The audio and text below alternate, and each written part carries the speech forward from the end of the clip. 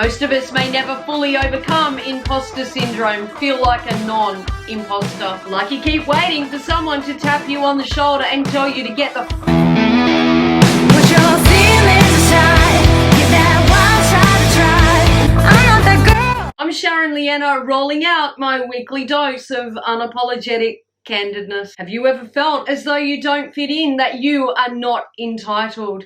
If so, then you, my friend, are not alone. You may well be experiencing imposter syndrome. So what is imposter syndrome? Keep watching all the way to the end for imposter syndrome explained from my own real raw perspective. And if you'd like to help my channel grow, I'd really appreciate it if you hit the sub button too. Do you ever feel like a fraud, like you just don't belong, whether it be socially or professionally? Like you keep waiting for someone to tap you on the shoulder and tell you to get the fuck out of here? Like you've not earned your status at work or place in your social circle? You are riddled with self-doubt and you just keep waiting to be recognized for the fake that you are. Rest assured, you are not alone. We try to be confident, exude confidence, but deep within we struggle with how to be confident without appearing to be a bloody faker. A good percentage of people experience these feelings at one time or another, and these feelings are known as imposter syndrome. And these feelings are not exclusive to people like you and I. They can affect even the most accomplished, esteemed of people. Sometimes the least likely you'd expect from all walks of life. When we feel we are not on the same level as others, we are most likely dealing with imposter syndrome. When we feel we are only accepted into a social circle or handed a job or commendation, we feel it's more from sheer luck. We are unable to internalize that we in fact earned these merits through sheer hard work or whom we are as people. Perfectionism can also play a hand. For those of us who are or have been perfectionists, we can be extremely hard on ourselves if we do not meet the expectations we set for ourselves. We seldom acknowledge we are winning at life because in our own mind, we have yet to live up to the standard we feel we should. So therefore, we often feel like failures. How many times are we in a social or professional situation where we are afraid to speak up in fear of looking an ass? We know we have something good to add to the conversation, the right answer or argument. Yet that negative inner voice, our inner mind demon, is once again in our ear, reminding us we are nothing more than an imposter. So we shut up when we should be speaking up. Another hit to our self-esteem, our self-confidence, because we know we just failed ourselves, completely let ourselves down. When we often undertake most tasks effortlessly, then when we are confronted with something more challenging, something that we have to work really hard to master, to complete, we can take that as we are not up to par, not good enough, not worthy, or completely bloody incompetent. Sometimes we are too proud to ask for help, so we push through trying to accomplish everything on our own. We completely bite off more than humanly possible, but again, not good enough. The imposter syndrome can be a rotten son of a bitch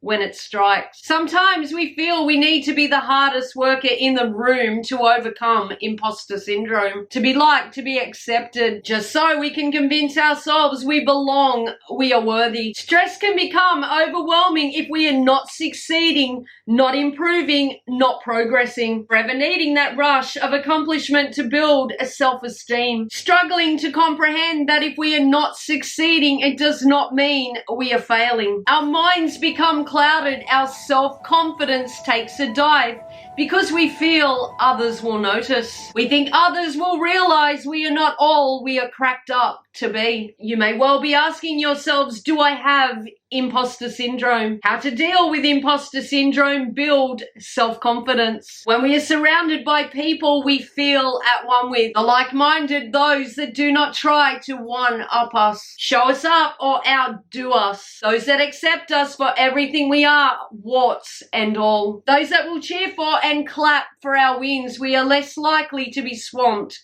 with self-doubt. But if we have been thrust into situations or circumstances, or we simply mix within a circle of competitive show ponies. Or we've drawn the short straw on favoritism amongst family members, compared negatively to the one-eyed bias fabulousness of a sibling, or amongst work associates, our peers. Naturally, we will begin to assume that we will just never measure up, no matter our triumphs or successes, because ours simply appear to go unseen. Being on the other end of favoritism will inevitably take its toll and beat down our self-confidence. But we must understand that whilst, yes, this is not right, it is just personal preference. And in fact, no detriment to our value or capabilities at all. Because they've not been recognized does not mean they are not there. Or perhaps these people simply don't realize that we too would appreciate some positive feedback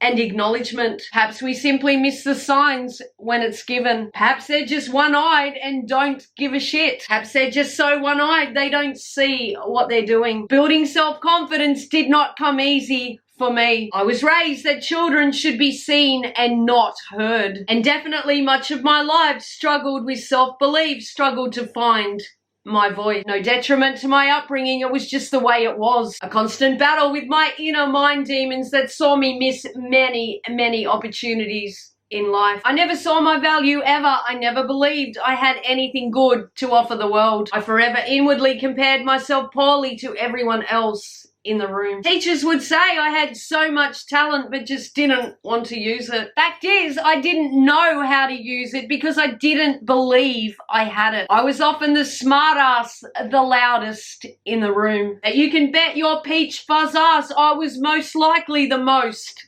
insecure. The loudest often is. If I accomplished anything, I assumed it a fluke, fobbed it off. If someone paid me a compliment, I would never just graciously take that compliment and say thank you. I'd assume them to be just yanking my chain, telling me what I wanted to hear. Or I'd fast point out a list of my perceived flaws. Or wonder what they wanted from me, what ulterior motive they had. Give me a boom if you can relate. One of the best ways to overcome imposter syndrome is to acknowledge the thoughts and refuse to pay them any heed. Acknowledging that these are just thoughts coming from our own assumptions and not necessarily facts. We need to ask ourselves if having these thoughts about ourselves serves any purpose. Will they help us to progress, to flourish? Fuck no, they won't. We need to reframe our minds to be less critical of ourselves and less assuming of others. Learn to accept that it's okay to fall down so long as we get back up. Constructive criticism can be a blessing in disguise and may help us to become bigger and better. We do not have to take criticism to heart. We should strengthen ourselves to take it on the chin. Just because another has an opinion on us or our work does not mean they are right. But maybe they are and we needed that. Or they may well be trying to help and offering us a valuable gift from a perspective we'd have not otherwise considered. They may also just be an outspoken fuckknuckle. When we pick up our phones and mindlessly scroll social media, we cannot always control what will pop up in our line of vision, just as we will never control what others say or do. Entitlement and delusions of grandeur run rife when hiding behind a computer screen. We must consider ourselves like a sponge, absorb what can serve to make us better and wring out the waste we don't need. Practice will make one as perfect can be. Seldom few master something straight off the bat. Anything good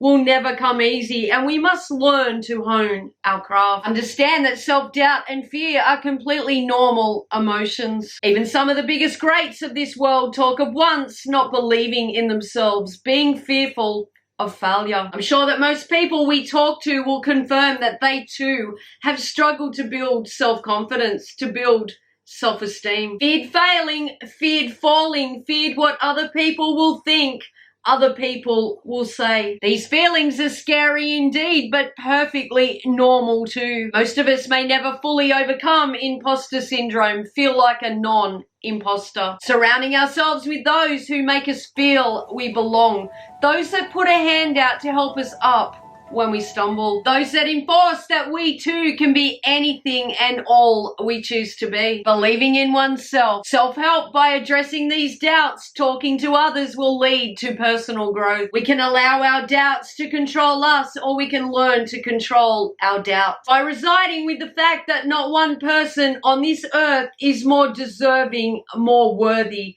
certainly may help. We all came in with nothing, we'll all leave with nothing too. Instead of focusing on why we do not belong, we should be focusing on all the reasons we do. We all, each and every one of us, have room for improvement, and that should be our personal challenge, to not be better than anyone else, but to keep being better than we were. Life is not a competition, life is a gift. That chance to be all we can be. We must remember no one is better than you. They are not better than we. We must try to surround ourselves with those with good energy. Those that empower us to be everything and all we have the ability to be. If you'd like a weekly hit of straight shooting empowerment, please like, comment, subscribe, and hit the bell. You'll really be helping my channel grow. So grateful for those of you who already have. I'll also link my playlist below. We can sit in the shadows like an imposter.